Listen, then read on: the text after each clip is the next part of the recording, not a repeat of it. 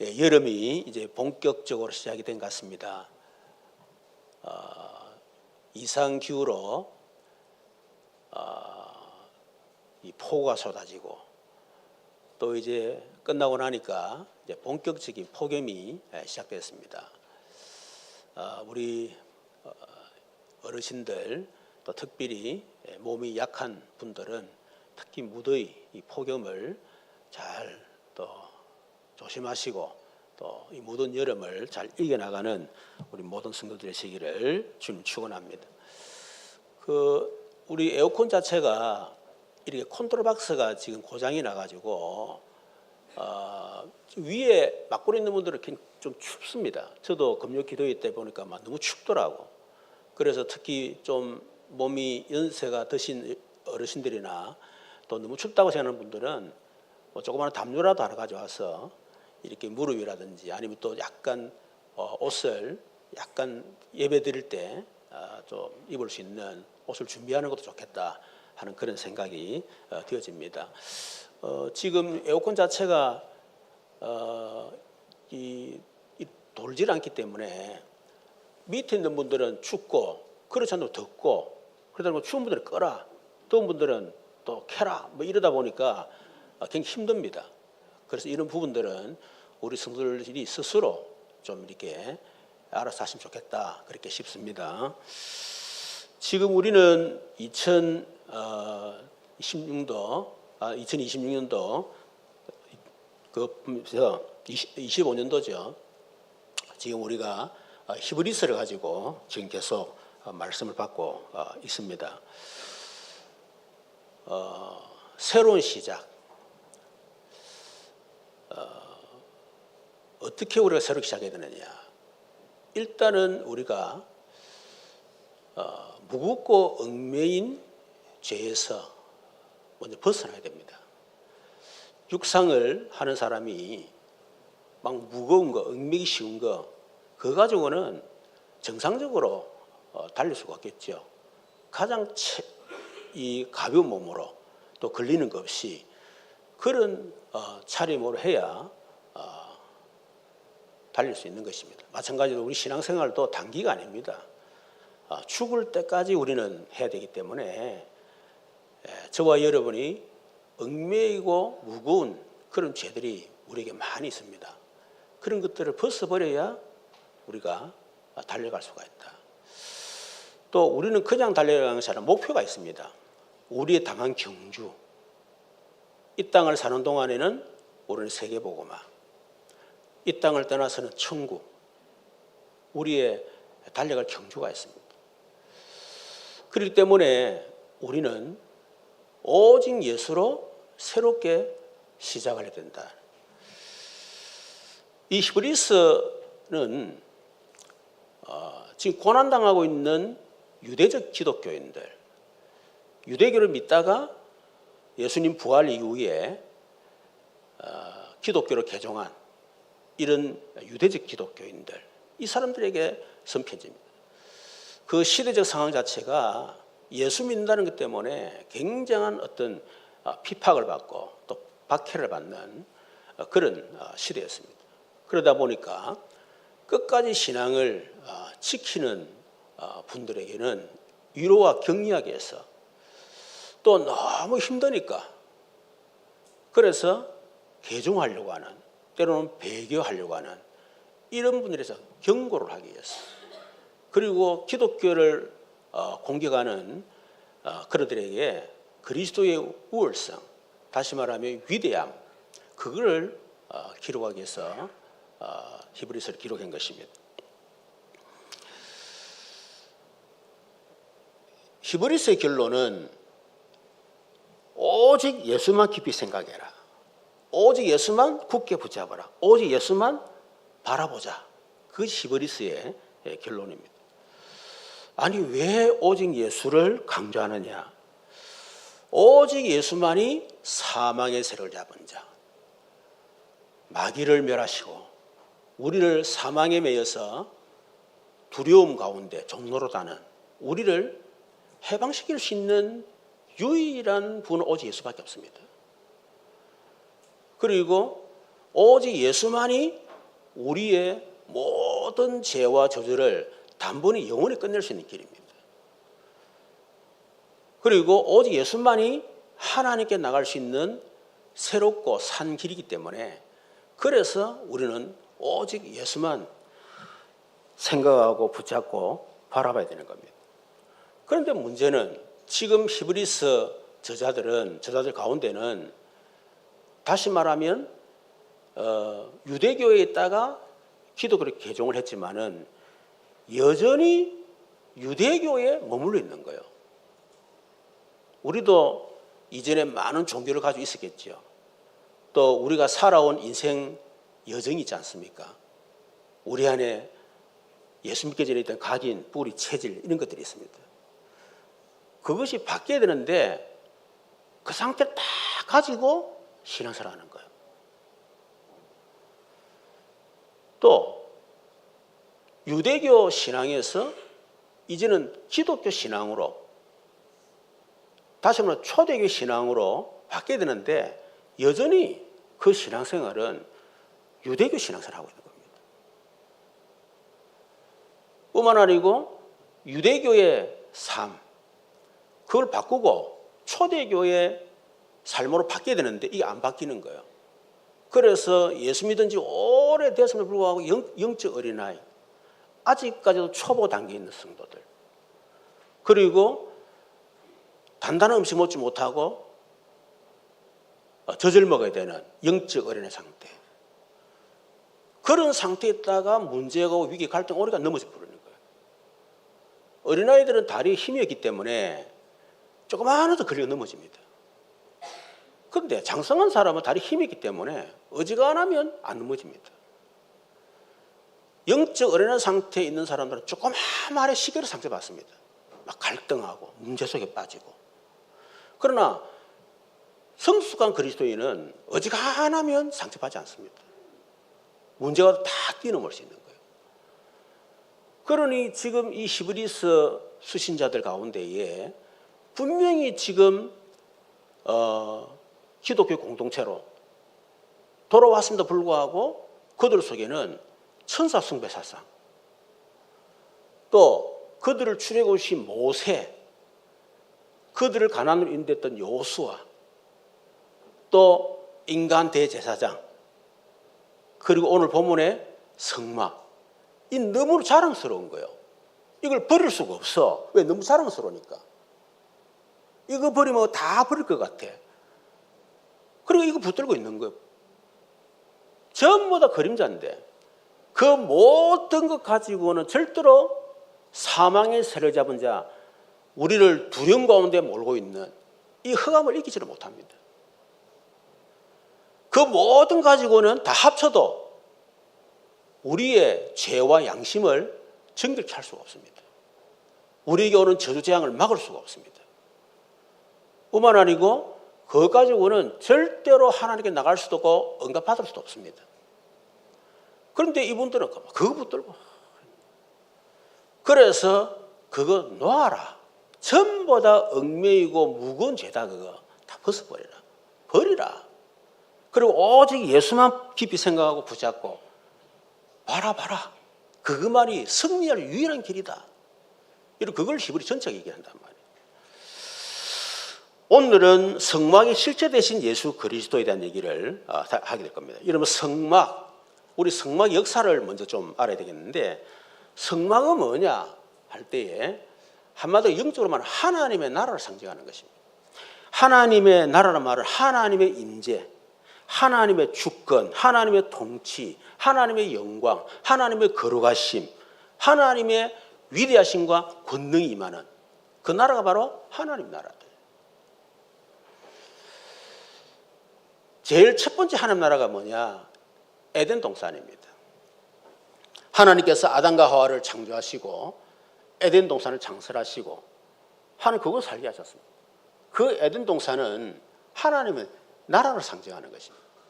그래서 아담과 하와는 우리처럼 하나님 생긴 게 아니고 하나님과 직접 대화하고 하나님과 직접 소통하고 하나님 직접 만나고 완전한 하나님 나라는 할 수 없지만은 그러나 거의 완벽에 가까운 하나님 나라라고 할 수 있습니다. 그런데 인간이 죄로 말미암아 그 에덴으로 쫓겨난 겁니다. 다시 말하면 하나님 나라에 쫓겨난 겁니다. 더 이상 인간이 하나님을 만날 수 있는 그 현장을 놓쳐버린 거예요. 잃어버린 거예요. 그래서 하나님은 그 에덴에 쫓겨난 이스라엘 사람들에게 다시 하나님 만날 길을 열어주신 것입니다. 그걸 보고 우리가 돌단 제단, 돌로 만든 제단을 말하는 겁니다. 그 돌단 시대 그렇게 얘기하죠. 주로 이제 우리 잘 아는 것처럼 노아도 홍수 끝나고 난 뒤에 하나님 앞에 제단을 쌓고, 아브라함도 야곱도 돌단 제단을 쌓고 하나님 앞에 예배를 드렸습니다. 특히 출애굽기 20장 24절에 보니까 네개 토단을 쌓고 그 위에 네 양과 소로 네 번제 화목제를 드리라. 내가 내 이름을 기념하게 하는 모든 곳에서 네게 임하여 복을 주리라. 돌단은 단순하게 돌단이 아닙니다. 하나님의 임재의 상징이라고 말이에요. 그 돌단을 쌓고 주의 이름을 기념할 때 그때 하나님이 그곳에 임재하신다. 하나님의 나라가 임한다 그 말이에요. 그 이후에 이제 해막, 또 다르면 성막 시대가 됐습니다. 이 성막 시대는 이제 이스라엘 백성이 출애굽을 해서 광야 40년부터 시작해서 다윗 왕이 죽고 솔로몬이 성전을 건축하기까지 그 시대가 우리가 해막 시대 혹은 성막 시대 그렇게 얘기를 하는 거죠. 뭐 해막, 천막이면 한마디로 말하면 텐트, 천으로 지은 해막을 말하는 것입니다. 그래서 이 해막은 그 광야 40년 이후에 하나님이 내가 너희들과 함께한다. 하나님 임재 주권 통치, 하나님의 그 거룩하신가 위대하신 권능,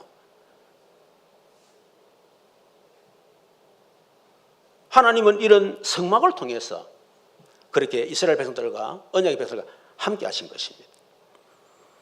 출애굽기 29장 41, 43절에 보니까 이는 너희가 대대로 여호와 앞 해막문에서 늘 드릴 번제라. 내가 거기서 너희와 만나고 네게 말하리라. 하나님은 성막에서 말씀하겠다. 내가 거기서 이스라엘 자손을 만나리니 내 영광으로 말미암아 해막이 거룩하게 될지라. 내가 거기서 이스라엘 자손을 만나리니 내 영광으로 말미암아 해막이 거룩하게 될지라. 이 해막 자체가 거룩한 게 아니죠. 거기에 거룩하신 하나님이 임재하기 때문에 그 해막 성막이 거룩할 수 있다 그 말이죠. 레위기서 1장 1절에 여호와께서 해막에서 모세를 부르시고 그에게 말씀하여 이르시되. 그래서 그 광야 시절, 다시 해막 성막 시대는 반드시 하나님을 만나고 또 우리가 하나님의 말씀을 듣기 위해서는 해막에 나와야 되는 것입니다. 그 이후에 성전 시대가 되었습니다. 솔로몬 이 성전을 짓고 난 이후에 바벨론 포로 다시 거기에 귀환을 하고 예수님 사실 공생의 그 시대까지, 그래서 AD 70년 디도 황제에서 예루살렘이 완전 파괴될 때까지 전체를 성전 시대를 하는 거예요.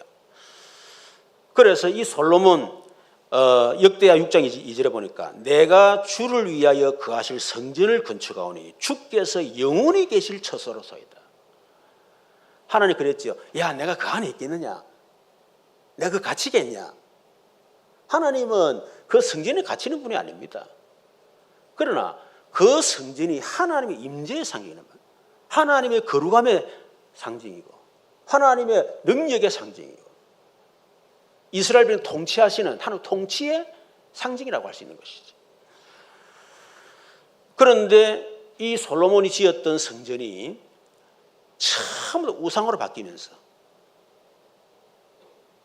결국은 BC 586년에 바벨론의 느부갓네살에 의해서 성전이 파괴되고 불이 타고 바벨론 포로 잡혀간 겁니다.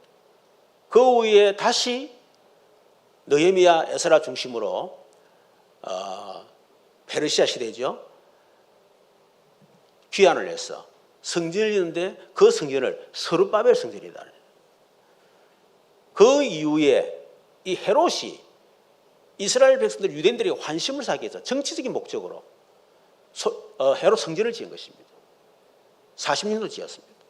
예수님이 계실 때 그 성전이 바로 우리 헤롯 성전을 할 수가 있겠죠. 이런 성전 시대. 그런데 이런 것들은 전부 다 그림자다. 요한복음 2장 19, 21절에 보니까 예수께서 대답하여 이르시되 너희가 이 성전을 헐라 내가 사흘 동안에 일으키리라. 유대인들이 이르되 이 성전을 46년 동안 지었거늘 네가 3일 동안 일으키겠느냐 하더라. 그러나 예수는 성전된 자기 육체를 가리켜 말씀하신 것이라. 예수님의 죽으심과 부활, 예수님의 육체를 얘기하는 거죠. 그 다시 예수님 자신을 얘기를 하는 것입니다. 여러분, 예수님이 죽으시고 우리를 구원하시고 난 후에 그를 성천하시고 그때 이유는 성전이 바뀌었습니다. 고린도서 3장 10절을 보니까 너희가 하나님의 성전인 거고 하나님의 성령이 너희 안에 거하시나 알지 못하느냐. 이제는 건물 성전이 아닙니다. 이제는 내가 성전이에요. 내 안에 성령이 계시는 거예요. 내 안에 하나님이 계시는 거예요. 내 안에 하나님이 임재하시고 내 안에 계신 하나님이 나를 통치하시고 나를 다스리시고 내 안에 계신 하나님의 영광으로 내 안에 충만하고 내 안에 계신 하나님으로 거룩하고 내 안에 계신 하나님의 권능으로 충만한 것입니다. 우리 자신이 그렇단 말이죠.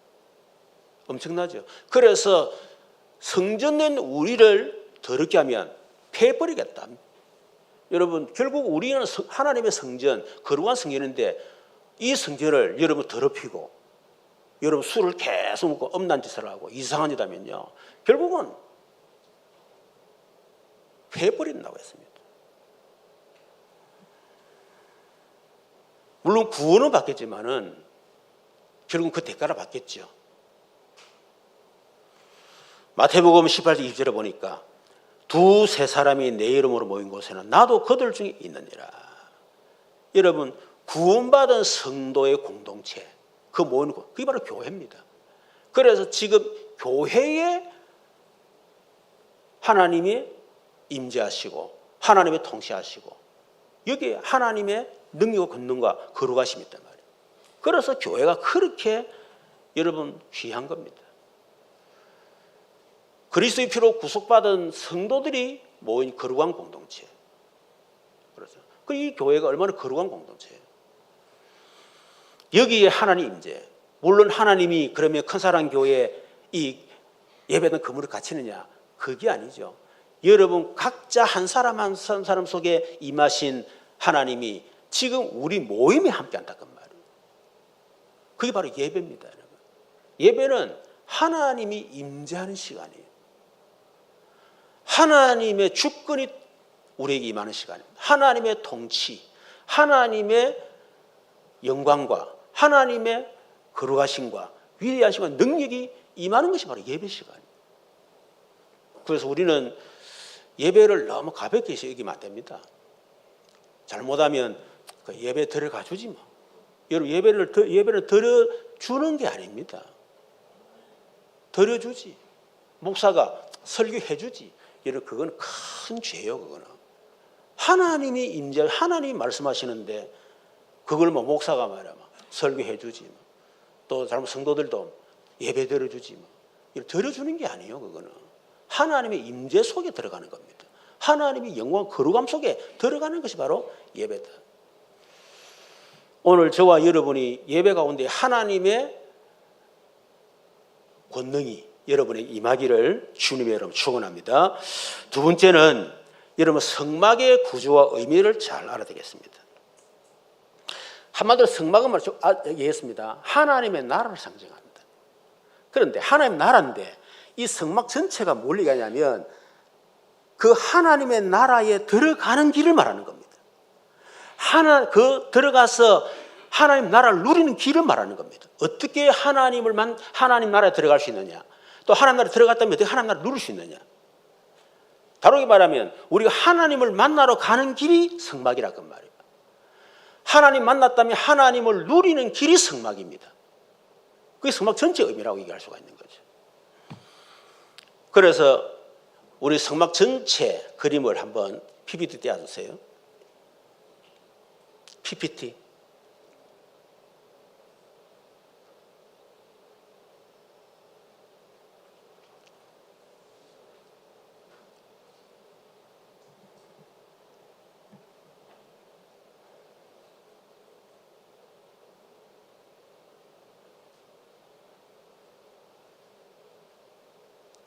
예, 보게 돼 전체 그림을 보면 일단 울타리가 있습니다. 울타리. 그리고 들어가면 이제 성막 뜰이 있죠. 그 뜰마다 번제단 물두멍이 있습니다. 그리고 이제 성막 안에 내부 구조를 보게 되면 이제 성소와 지성소 이 전체가 이제 우리 성막 하나의 전체 구조라 보면 되겠습니다. 자, 먼저 우리 생각할 때에 울타리가 있습니다. 여러분, 울타리는 뭐냐? 성막과 성막 바깥을 구분시키는 경계선입니다. 성막 안과 밖, 세상과 하나님의 나라, 불신자와 신자, 멸망과 구원, 그걸 분리시키는 것이 울타리예요. 여러분, 죄인은 절대로 울타리 안으로, 다시 말해 성막 안으로 들어갈 수가 없습니다. 그 말은 무슨 말입니까? 울타리 대신 예수 그리스도 밖에서는 구원이 없다는 것입니다. 여러분, 하나님께서 홍수로 재앙을 내리실 때에 노아에게 방주를 짓고 그 안에 들어가라 그랬잖아요.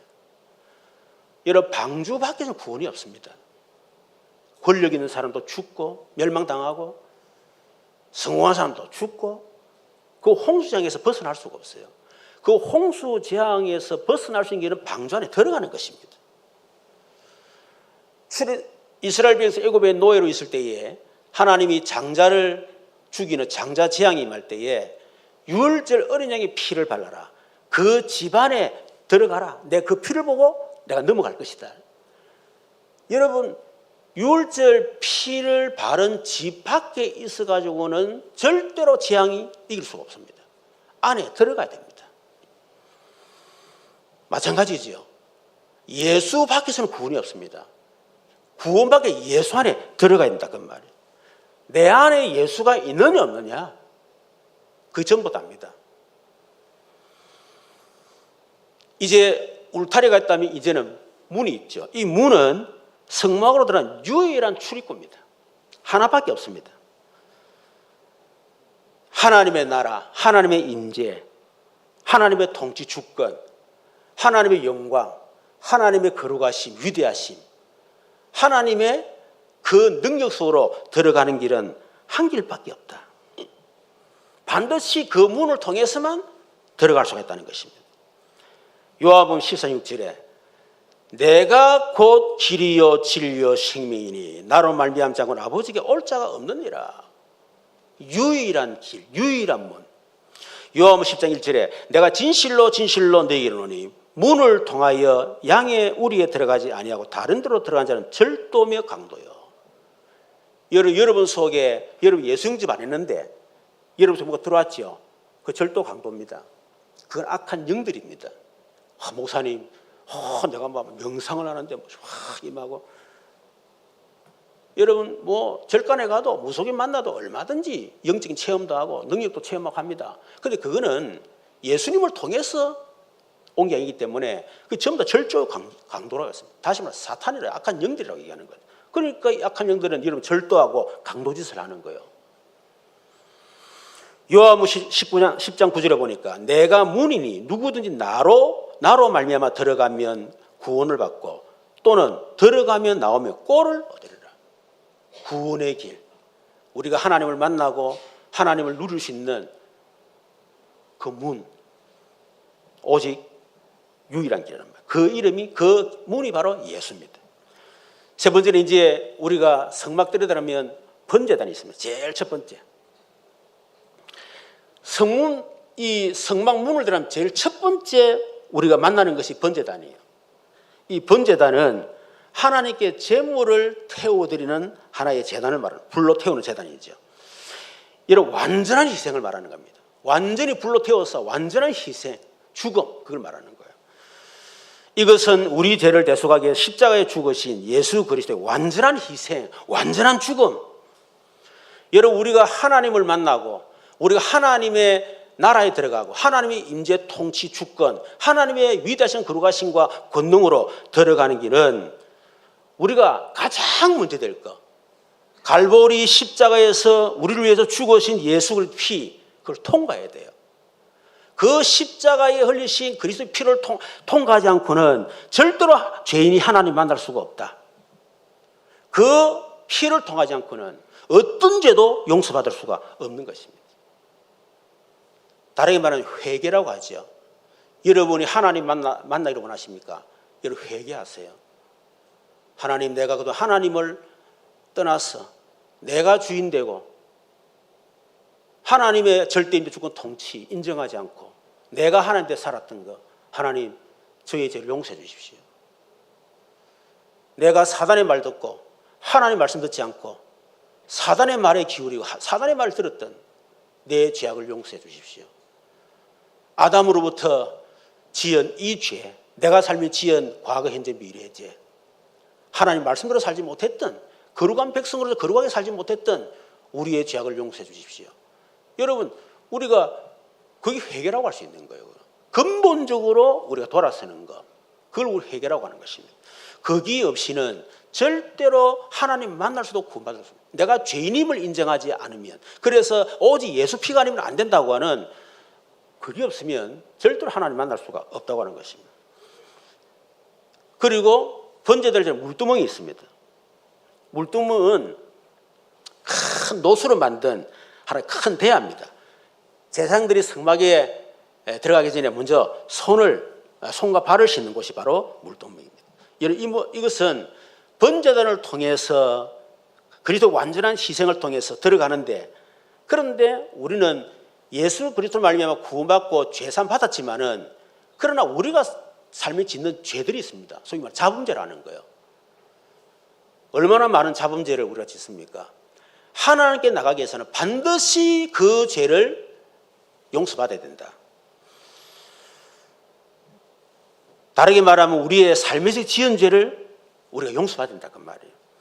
요한복음 13장 8절 그 보게 되면 예수님이 세족식을 하는데 베드로가 예수님 절대 나를 씻어줬습니다. 내가 너를 씻어주지 않으면 너와 나 상관이 없느니라. 이거는 뭘 얘기합니까? 회개, 그 말하는 거예요. 그럼 내 몸과 다 씻으십시오. 그럴 필요 없어. 너의 손과 발만 씻으면 돼. 이거는 우리가 자백이라고 하는 것입니다. 우리는 이미 예수 그리스도 말미암아 우리는 죄 용서 받았습니다. 그러나 삶에서 짓는 죄가 있단 말이에요. 그것은 날마다 자백이 됩니다. 일상생활 속에 짓는 죄들, 그것이 우리가 하나님을 날마다 만날 수 있는 방법이고 하나님의 능력을 날마다 체험할 수 있는 길이 바로 하나님의 임재, 주권, 통치, 그 속으로 들어가는 방법이 뭐냐? 날마다 앞에 우리의 죄를 자백하는 거예요. 하나님의 거룩함으로 들어가는 방법. 요한일서 1장 9절에 만일 우리가 우리 죄를 자백하면 저는 미쁘시고로사 우리 죄를 사시며 우리를 모든 불에서 깨끗하게 하게 할 것이요. 그냥 자백하면 되는 것입니다. 자, 그 다음 PPT 그 사진 보이세요? 그림. 그 다음 거 보여주세요. 자, 저거는 이제 성막 안입니다. 그래서 성막은 성소와 지성소로 나는, 성막과 지성소 사이에 이 휘장이 있습니다. 이게 성막 안의 모습이라고 보면 되겠죠. 그래서 이 성소는 제사장들이 매일 들어갈 수 있는, 날마다 들어갈 수 있습니다.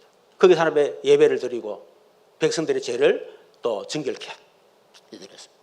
그런데 이 성소에는 세 가지 성물이 있습니다. 다시 말하면 성소에 들어가면 누릴 수 있는 것. 우리가 예수 그리스도를 통해서 구원받았습니다. 또 우리는 날마다 죄를 자백합니다. 그리고 우리 예수 안에 들어왔습니다. 그러면 우리가 뭘 누려야 되느냐? 여러분 신앙생활 누리는 겁니다. 여러분 반드시 세 가지 누리셔야 돼요. 첫 번째는 떡상을 누려야 됩니다. 진설병. 이 떡은 떡상은 떡을 놓는 상을 말하는데 날마다 떡을 새롭게 놔야 돼요. 이 떡은 뭘 상징하느냐? 생명의 떡이신 예수 그리스도를 상징하는 것입니다. 요한복음 6장 51절에 나는 하늘에서 내려온 살아있는 떡이니 사람이 이 떡을 먹으면 영생하리라. 내가 줄 떡은 그 세상의 생명을 위한 나의 살이니라.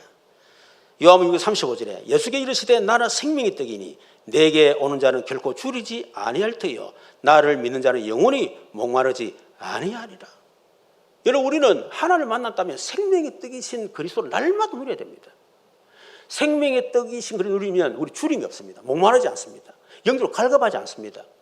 지금 내가 예수님이 하나님 자녀인데 왜 갈급해? 여러분, 그거는 날마다 생명의 떡 대신 예수를 누리지 않기 때문에.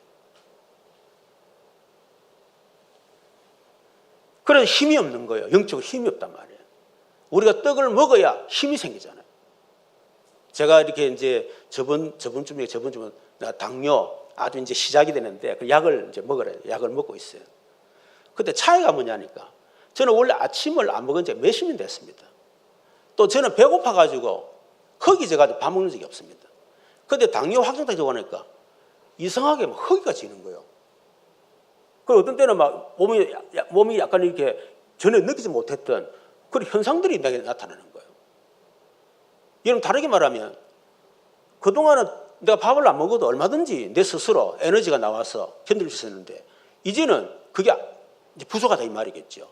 그러니까 뭔가 이 식사 때가 되면 이제 뭐 그게 사실 정상이었는데 지금 제가 비정상으로 제가 산 거죠. 그 당뇨 걸리면 제가 정상으로 돌아온 거예요. 어찌됐든 간에 제가 이제는 밥을 먹지 않으면 뭔가 몸이 약간 이상한 걸 제가 느낍니다. 여러분, 날마다 그리스도 먹고 마시고 누리시기를 바랍니다.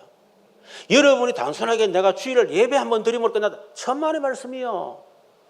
그거는 우리는 주일날 받은 말씀을 가지고 우리는 일주일 동안 날마다 말씀을 통해서 우리는 그리스도를 계속 누리고 이렇게 교제하고 그게 있어야 영적 힘을 얻는다고 말이에요.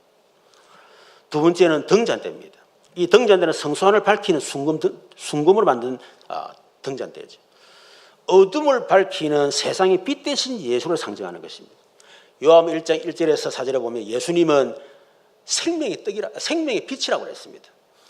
요한복음 8장 12절에 예수께서 또 말씀하여 이르시되 나는 세상의 빛이니 나를 따르는 자는 어둠에 다니지 아니하고 생명의 빛을 얻으리라. 여러분이 진짜 하나님을 만났다. 하나님의 임재 속에 들어왔다. 여러분 하나님의 백성이 맞다. 반드시 빛 대식을 누리시길 바랍니다. 여러분 안에 빛 대식을 누리세요. 늘 염려, 불안, 초조, 두려움, 불신앙, 늘 갈등. 여러분 거기 있으면 안 됩니다. 전부 다 어둠이에요. 내 안에 빛 대신 그리스도가 내 안에 환하게 밝혀져야 내 안에 모든 어둠도 물러가고 우울증도 물러가고 그죠? 염려, 불신앙 다 물러갑니다. 그렇지 않고 내 안에 꽉 차 있으면 이게 영적 상태가 되는 거예요. 그러면 결국은 여러분 영적 상태 때문에 무너진다 그 말이에요. 누가 말해서 그런 게 아니고 내 영적 상태가 무너질 수밖에 영적 상태라. 왜? 어둠에 꽉 잡혀 있으니까. 그러니까 누가 담아대면 그냥 막 흑암에 잡혀가지고 그래 돼버리거든요. 그 어둠을 이길 수 있는 길이 뭐냐? 그게 바로 빛 대신 그리스도라는 것입니다. 이거는 단순한 상징을 말하는 게 아니라 실제를 말하는 거예요. 실제로 누리라는 거예요. 여러분 가정에 들어가거든 여러분 가정이 교회이지 않습니까? 여러분 가정에 들어가면 여러분 가정에 그래도 빛이 임하도록 기도하세요. 그래야 여러분 가정에 어둠이 물러가는 겁니다. 세 번째는 분향단입니다. 이것도 금으로 만들어진데 향을 피우는 제단을 말하는 거죠. 이것은 우리를 위해서 지금도 하늘 보좌 우편에서 우리를 위해서 중보하시는 예수를 상징하신다. 우리는 구원받았지만은 연약하잖아요. 때로는 무식하잖아요. 미혹 잘 당하잖아요. 연약에 휩싸여 있잖아요. 잘 넘어지지 않습니까? 그렇기 때문에 그런 연약한 우리를 위해서 지금도 보좌에서 우리를 위해서 중보하고 계신다. 그 중보하시는 그리스도를 누리는 걸 말하는 겁니다. 향은 기도를 상징하죠. 계시록 8장 3절 4절에 또 다른 천사가 와서 제단 곁에 서서 금 향로를 가지고 많은 향을 받았으니 이는 모든 성도의 기도 합하여 보좌 앞 금제단에 드리고자 함이라. 향인이 성도 기도와 함께 천사의 손으로부터 하나님 앞으로 올라가는지라. 여러분, 우리는 이 예수 그리스도 이름으로 하나님 앞에 기도의 향을 피우고, 그렇죠? 여러분, 그 향이 천사의 손이 이끌려서 올라가서 그리고 하나님 앞에 응답받는, 우리는 그것을 누릴 수 있다는 말이에요. 그래서 구원받은 성도의 특권 중 특권이냐? 기도할 수 있는 특권입니다.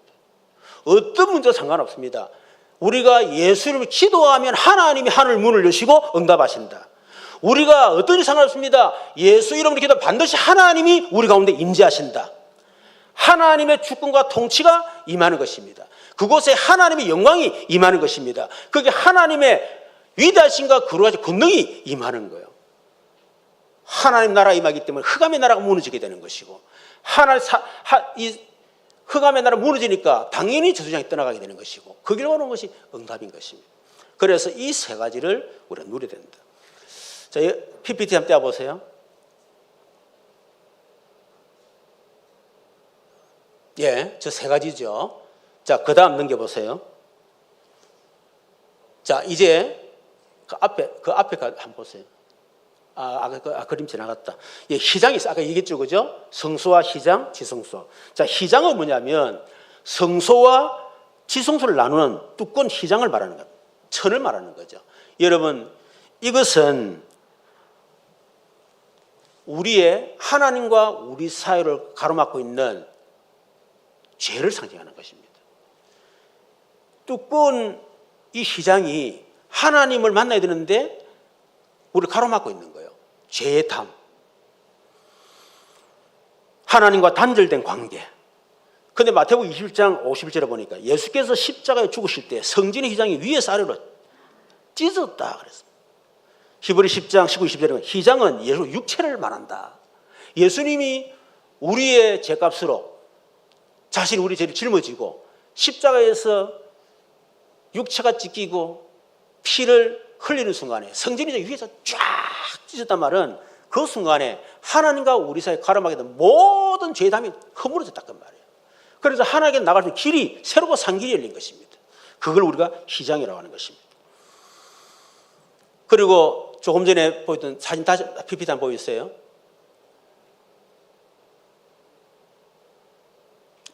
이게 이제 소위 말하는 지성소 안입니다.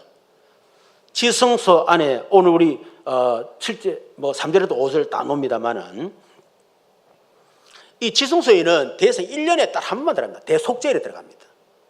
성소에는 날마다 매일 들어가지만은 지성소는 대성 1년에 단 한 번 대속죄일에 들어갈 수가 있습니다. 그런데 그 지성소 안에 뭐가 있냐? 세 가지가 있습니다. 십계명 돌판, 만나, 아론의 상란 지팡이. 십계명 돌판은 뭐냐면 물론 십계명을 말하지만은 영적으로 하나님이신 예수님, 하나님의 신성을 얘기하는 거예요. 만나는 뭐냐? 이스라엘 백성들이 광야 40년 지나갈 때 하나님 만나를 먹이셨잖아요. 이것은 예수님의 죽으심을 상징하는 것입니다. 아론의 상란 지팡이는 예수님 부활을 상징하는 거예요. 예수님은 하나님이시고 우리를 죽으시고 부활하셨다. 이를 상징하는 거예요. 그리고 이 언약궤, 우리 법궤라고 하는데 그걸 두는 뚜껑이 있습니다. 이걸 보고 우리가 속죄소 그렇게 하는데 이 속죄소라는 의미가 뭐냐면 죄를 덮다, 죄를 씻다, 용서하다, 화해하다 그런 의미가 있습니다. 그 안에 율법이 있습니다. 하나님의 진노의 상징. 그거를 속죄소가 뚜껑을 확 누르고 있는 거예요. 그 속죄소가 누구냐? 바로 예수 그리스도 말하는 거예요. 저와 여러분은 우리의 죄로 말 하나님의 진노를 막을 수가 없습니다. 그런데 예수 그리스도 피로 우리를 덮어버렸다는 말이에요. 그래서 우리 죄를 용서했다는 말입니다. 그래서 예수를 피로 하나님의 진노를 확 누르고 있는 거예요. 우리는 하나님의 진노가 임하지 못하도록. 그래서 지금 이 성막은 전체가 뭘 얘기하는 겁니까? 예수 그리스도를 말하는 것이다. 자, 그런데 이 성막은 한계가 있습니다. 9절부터 11절에 이 성막은 대단하지만은 그러나 한계가 있다는. 여러 한계가 있단 말은 결국은 우리에게 예수 그리스도가 왜 필요한지 그것을 우리에게 말씀하고 있는 것입니다. 왜 예수만이 우리의 구원자가 될 수가 있는지 그걸 말씀하고 있는 것입니다. 오늘 8절 9절에 보니까 성령이 이로써 보이신 것은 첫 장막이 서 있는 동안에 성소에 들어가는 길이 아직 나타나지 아니한 것을 이 장막 현장의 비유다. 다시 모형과 그림자라는 것입니다. 여러분, 성막은 실체가 아니고 그림자 모형입니다. 아무리 그림자가 모형이 어마어마하게 대단해도요, 그러나 실체를 능가할 수가 없습니다. 성막이 엄청나지만은 그러나 실제로 예수 그리스도하고 비교가 안 된다. 비교 불가라는 것입니다. 히브리 9장 9절에 이 장막은 현재까지 비우니 이에 따라 드리는 예물과 제사로는 성년자를 그 양심상 온전하게 할 수 없나니. 다시 말하면 성막을 통해서 제사를 드리고 우리 죄를 정결케 하지만 일시적이라는 것입니다. 그러나 예수님은 자신의 피로 단번에 죽으시고 영원히 우리 죄를 사해 주신 것입니다. 그렇기 때문에 성막은 개혁의 대상입니다. 10절에 이런 것을 먹고 마시는 것과 여러 가지 씹는 것과 함께 육체의 예법일 뿐 개혁할 때까지 맡겨둔 것이라. 여러분, 이 성막은 우리의 육체적인 시선과 정결 그건 할 수 있지만 우리의 영혼, 우리의 양심까지 깨끗하게 할 수가 없는 것입니다. 그렇기 때문에 불완전하기 때문에 개혁이 필요하다. 이 개혁은 단순하게 어떤 형태를 바꾸는 게 아닙니다. 근본적 개혁. 우리 인간의 근본 문제를 근본적으로 해결할 수 있는 근본적 개혁. 그걸 말하는 거예요. 그러면 근본적 개혁이 뭡니까? 그분이 바로 예수 그리스도라고 하는 것입니다. 앞에 얘기했습니다만 요한복음 2장 19, 20절 보니까 그 성전은 예수님 육체를 말한다. 그렇죠. 모형이 그림자입니다. 실체는 예수의 육체를 말하는 것입니다. 여러분, 그렇기 때문에 이 성막은 날마다 제사를 드려야 되고 그것도 온전하게 하지 못한다고 그랬습니다. 그러나 예수 그리스도의 그 십자가, 그 보혈은 우리를 단번에 죽으심으로 영원한 속죄를 이루셨다. 완전하다. 그렇기 때문에 이 성막은 개혁되어야 됩니다. 누구로? 예수 그리스도 완전히 바뀌어야 된다는 것입니다. 여러분, 우리 안에 개혁될 부분이 많이 있습니다. 우리의 각인 뿌리 체질, 유대교 신앙, 유대교 삶, 그거 그대로 가지고 있습니다. 그거 가지고 우리가 하다 보면 한계가 오는 거예요. 신앙생활도 한계가 오고 모두 한계올 수밖에 없습니다. 이제는 개혁해야 됩니다. 누구 이름으로? 예수 그리스도 이름으로. 결론입니다. 여러분, 그림자 모형을 붙잡지 마시고 실체 대신 예수 그리스도를 깊이 생각 붙잡고 날마다 바라보시길 바랍니다. 그리고 날마다 하나님 만나는 길, 날마다 하나님 누리는 길이 되신 예수 그리스도를 날마다 누리시길 바랍니다. 우리 안에 오직 예수, 오직 그리스도가 되지 못하도록 만드는 것, 날마다 개혁하는 저와 여러분 되시기를 주님의 이름으로 축원하고